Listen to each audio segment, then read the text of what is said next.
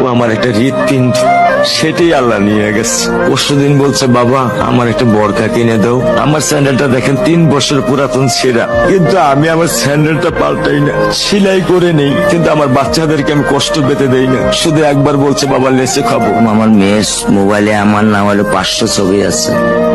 আমি এখনো সাহস পাইনি আমার মেয়ের একটা ছবি বের করে দেখতে। আমার সে সাহস নাই। আমি সে সাহস হারায় ফেলছি, কারণ ও আমার ছিল হৃৎপিণ্ড। ওর জীবনে এমন কোনো চাওয়া নাই যেটা আমি পূরণ করি নাই। পরশুদিন বলছে, বাবা আমার একটা বরকা কিনে দাও। আমার চাচতো ভাই বললো, ভাই ইসলামপুর থেকে 300-400 টাকা পাওয়া যায়।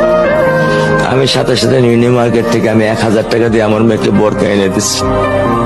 আমি দরিদ্র, ভাঙা বাসায় থাকি।